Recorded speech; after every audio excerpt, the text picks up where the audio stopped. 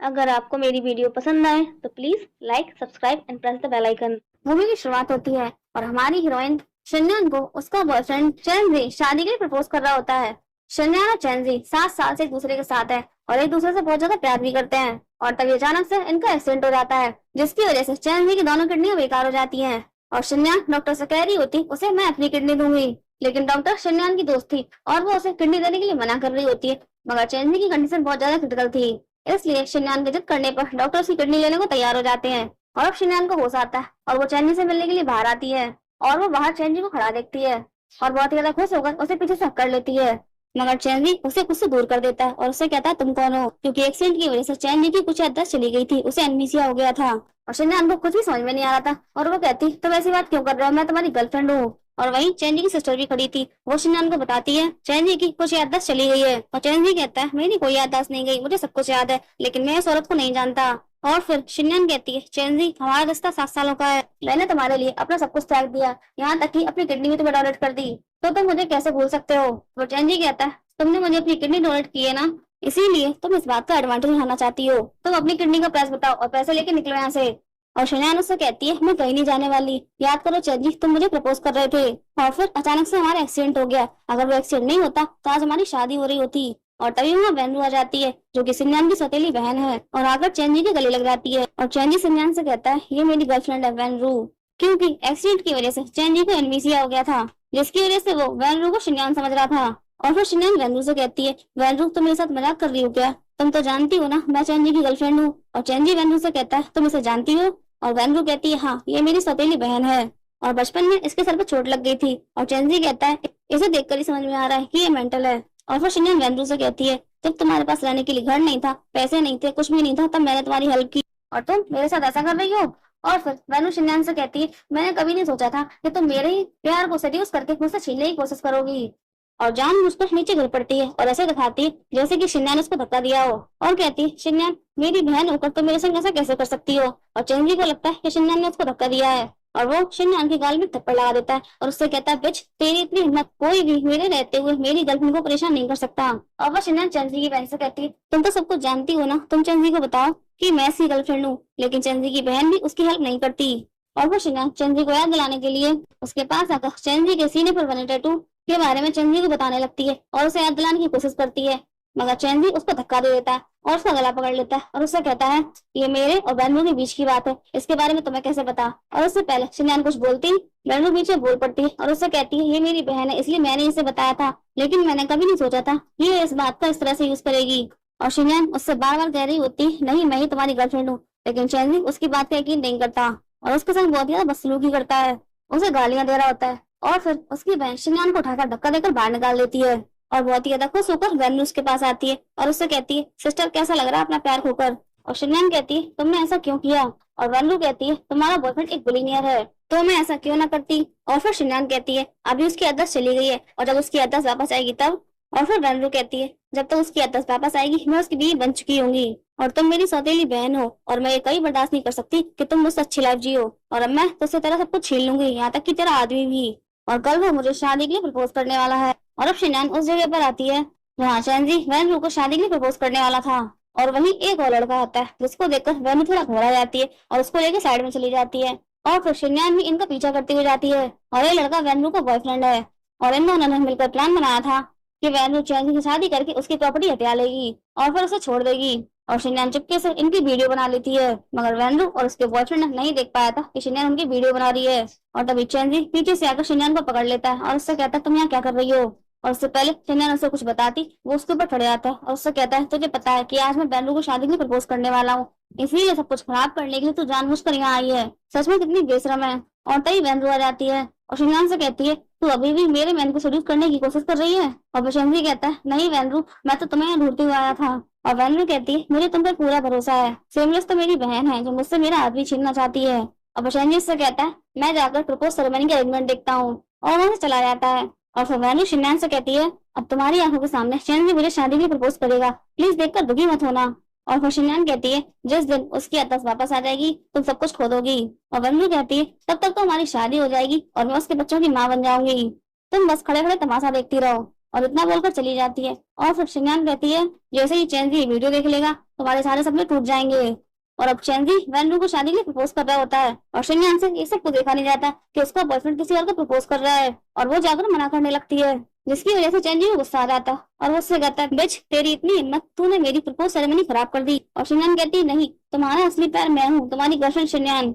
तो मैं निमिषे हो गया और इसी बात का फायदा उठाकर वैनलू मेरी जगह लेने की कोशिश कर रही है। और फिर चेंजी उसका गला पकड़ लेता है और उससे कहता है मेरी बीमारी का फायदा वो नहीं तुम उठा रही हो और वैनलू की जगह लेने की कोशिश कर रही हो। अब शिनयान कहती है मेरी बात का भरोसा करो, इसका एक बॉयफ्रेंड है और इन दोनों ने तुम्हारी प्रॉपर्टी हथियाने का प्लान बनाया है। और फिर चेंजी शिनयान का गला छोड़ देता है और वैनलू की तरफ देखता है और वैनलू कहती है ये झूठ बोल रही है। और फिर चेंजी कहता है तुझे लगता है कि मैं वैनलू को छोड़कर तेरा भरोसा करूंगा। और फिर शिनयान कहती है मेरे पास इस बात का सबूत है और वो उसे वीडियो दिखाने लगती है, मगर चेंजी वो वीडियो नहीं देखता और शिनयान का फोन फेंक कर पैर से कुचलने लगता है। और शिनयान से कहता है मैं अपनी बहन को बहुत अच्छे से जानता हूँ, वो ऐसा कभी कुछ कर ही नहीं सकती। और शिनयान कहती है आखिर तुम एक बार मेरी बात का भरोसा क्यों नहीं कर रहे हो, मेरी बात मानकर तुम एक बार ये वीडियो देख लेते तो तुम्हें सही गलत का फर्क समझ में आ जाता। और फिर वैनू शिनयान के पास आती है और उससे कहती है सिस्टर थैंक यू, ये तो तेरा दीवाना है, तेरे प्यार में पागल और तुझ पर आंख बंद करके भरोसा करता है और उसके लिए अब मैं शिनयान हूँ, इसीलिए अब वो मुझ पर भरोसा करता है। और अब शिनयान बौखलाकर कस के वैनू को पकड़ लेती है और उससे कहती है तुम मेरे संग ऐसा कैसे कर सकती हो। और फिर चेंजी शिनयान के गाल में चांटा लगा देता है और कहता है बस बहुत हो गया। और फिर शिनयान कहती है मैं ऐसा क्या करूं कि तुम्हें सब कुछ याद आ जाए।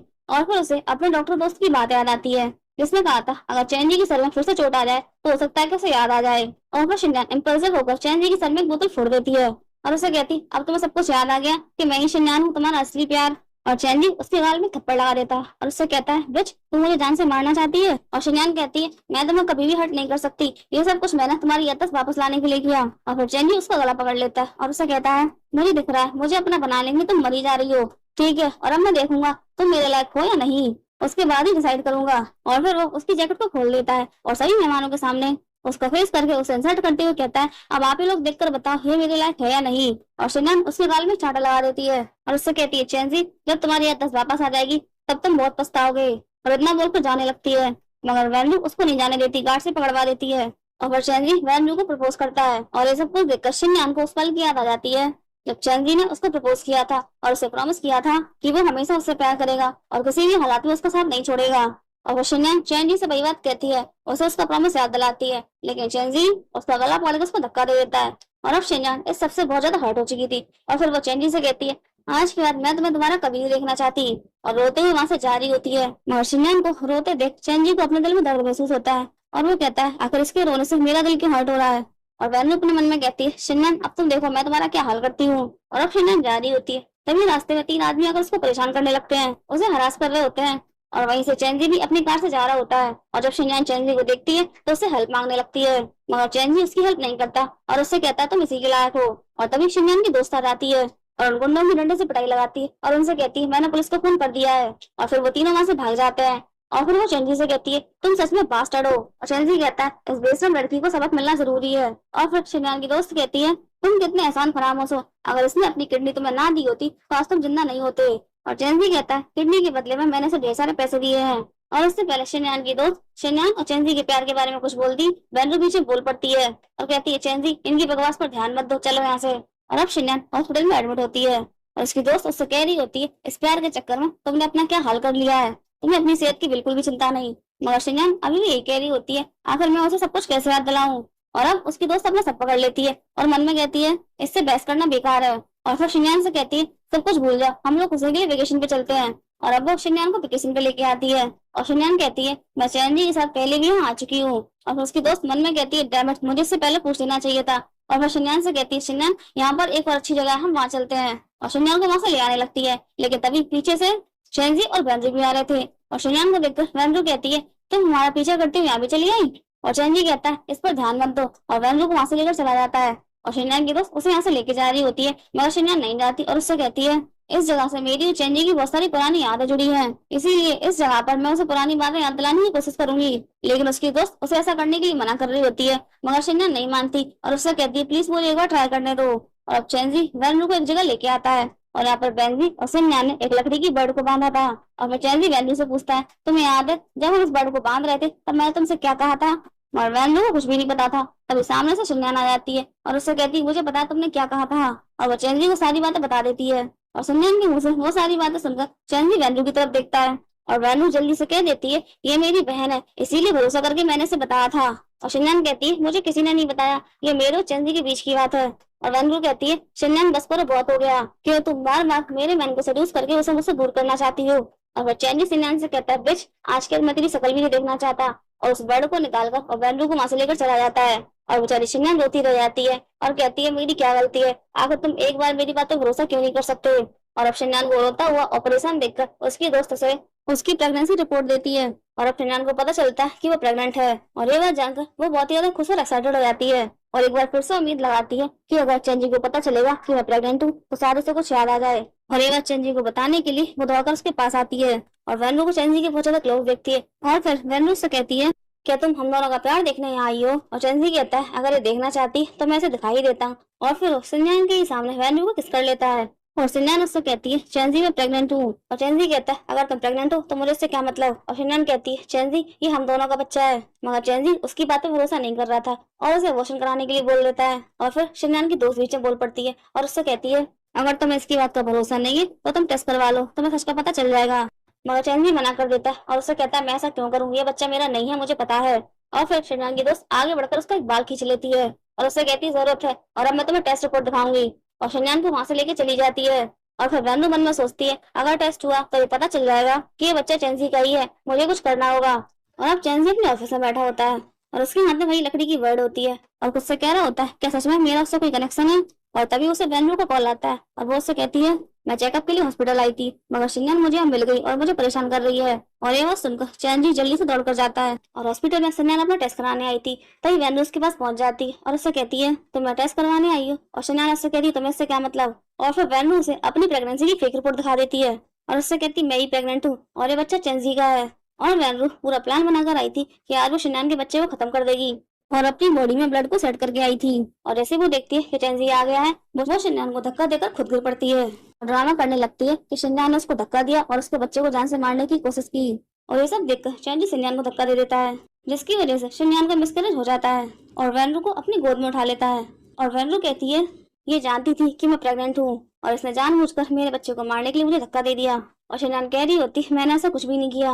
मगर चैनजी उसकी बात का भरोसा नहीं करता और उससे कहता है तुम्हारे जैसी औरत मां बनना डिजर्व नहीं करती। और फिर वैनरू को वहां से ले जाता है और शन्यान कहती है चैनजी ये तुम्हारा भी बच्चा है। और शन्यान का मिसकैरेज हो जाता है और मिसकैरेज की वजह से जैसे उसकी आत्मा ही मर जाती है। और उसकी दोस्त उसे समझा रही होती है भले ही तुम्हारा मिसकैरेज हो गया लेकिन तुम्हें अपना ख्याल रखने की जरूरत है क्योंकि तुम्हारी बॉडी बहुत ज्यादा वीक है। मगर शन्यान उससे कह देती है मैं कुछ देर अकेले रहना चाहती हूँ। और उसकी दोस्त ने शन्यान का वो फोन से ही करवा दिया था जिसे चैनजी ने तोड़ दिया था और फोन देकर वो वहां से चली जाती है। और अब शन्यान अपनी पॉकेट में से चैनजी की दूसरी रिंग निकालती है और उस रिंग को वहीं बेड पर रख देती है और कहती है चैनजी अब तुम्हारे और मेरे भी सब खत्म। और फिर चुपचाप वहां से चली जाती है। और अब डॉक्टर चैनजी से कह रहा होता है हम बच्चे को नहीं बचा सके क्योंकि डॉक्टर भी वैनरू के साथ मिला हुआ है।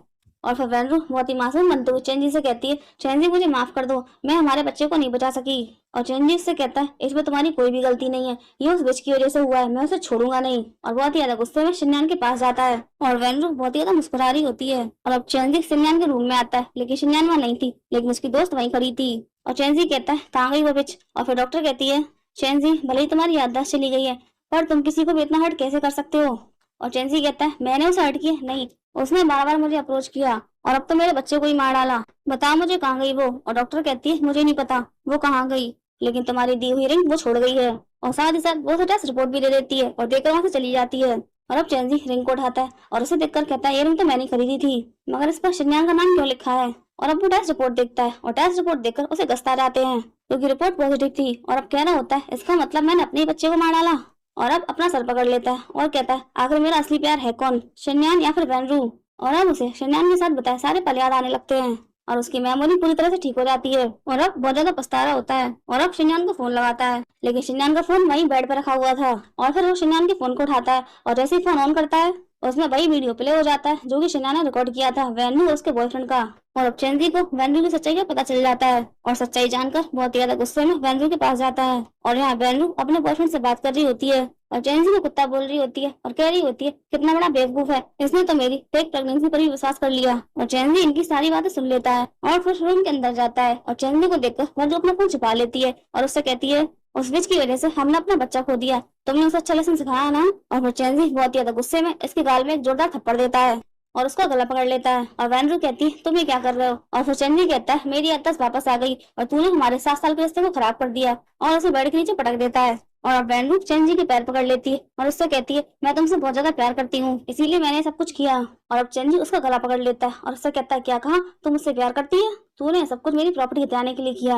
और वैनरू कहती है नहीं, मैं तुमसे सच में प्यार करती हूँ, और भले ही हमारा रिश्ता 7 साल पुराना नहीं है, लेकिन मैं तुम्हारे बच्चे की माँ बनने वाली थी। और चेंजी कहता है वो सब कुछ तूने ही प्लान किया, तू कहीं प्रेग्नेंट थी ही नहीं, और तूने जितनी तकलीफ शन्यान को पहुंचाई है उससे ज्यादा तुझे भुगतना पड़ेगा। और उसे अपने लोगों से पकड़वा देता है। और अब वैनरू अपना असली रंग दिखाते उससे कहती है क्या कहा तुमने, मैंने उसे हर्ट किया, नहीं बल्कि तुमने उसे हर्ट किया।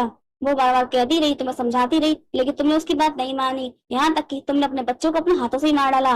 और तुम्हें क्या लगता है इस सब के बाद वो तुम्हें माफ कर देगी? नहीं, वो इस जिंदगी में तुम्हें माफ नहीं करेगी। और फिर चेंजी कहता है तुम बिल्कुल सही कह रही हो, मैंने उसे बहुत ज्यादा हर्ट किया है, इसीलिए उसे माफी मांगने के लिए मुझे अपने घुटनों में आकर अपनी नाक रगड़नी पड़ी, या जो भी मुझे करना पड़ेगा मैं करूंगा, और उसी के साथ साथ मैं तुम्हारी जिंदगी हॉरेबल बना दूंगा। और फिर चेंजी वैनरू को अपने आदमी के हवाले करके चला जाता है। और फिर शन्यान की दोस्त के पास आता है और उससे कहता है तुम शन्यान की बेस्ट फ्रेंड हो, तुम्हें पता है वो कहाँ गई, प्लीज मुझे बताओ। और डॉक्टर कहती है तुम्हारी याददाश्त वापस आई, लेकिन अब बहुत देर हो चुकी है, वो जा चुकी है। और चेंजी कहता है मैं मानता हूँ सारी गलती मेरी है, लेकिन मेरी याददाश्त चली गई थी, प्लीज मुझे बता दो वो कहाँ है। और फिर डॉक्टर चिल्लाते हुए उससे कहती है तुमने उसे इतना ज्यादा हर्ट किया है जिसकी वजह से वो इतनी कमजोर होने के बावजूद बिना किसी को कुछ बताए यहाँ से चली गई। और अब चेंजी शन्यान की याद में और गिल्ट से भरा वो शराब में डूब जाता है और शराब पी पी कर रो रो कर उसको याद कर रहा होता है कि किस तरह से उसने उसे इंसल्ट किया। और अब उसे इस बात का बहुत ज्यादा पछतावा होता है। और फिर उसे उसको सेक्रेटरी का फोन आता है, क्योंकि उसने शन्यान के बारे में पता लगा लिया था कि वो कहाँ पर है। और ये जानकर वो जल्दी से दौड़ कर जाता है। और वैनरू और उसके बॉयफ्रेंड ने भी चेंजी पर नजर रखी थी, क्योंकि ये लोग अभी भी कैसे भी करके चेंजी की प्रॉपर्टी हथियाना चाहते थे और उससे बदला लेना चाहते थे। और शन्यान ने अपनी फ्लावर शॉप ओपन कर ली थी। और अब यहाँ चेंजी आता है, मगर चेंजी को देखकर शन्यान कोई भी रिएक्ट नहीं करती। और फिर चेंजी शन्यान के पास आकर उसे पकड़कर कहता है आखिर मैंने तुम्हें ढूंढ ही लिया।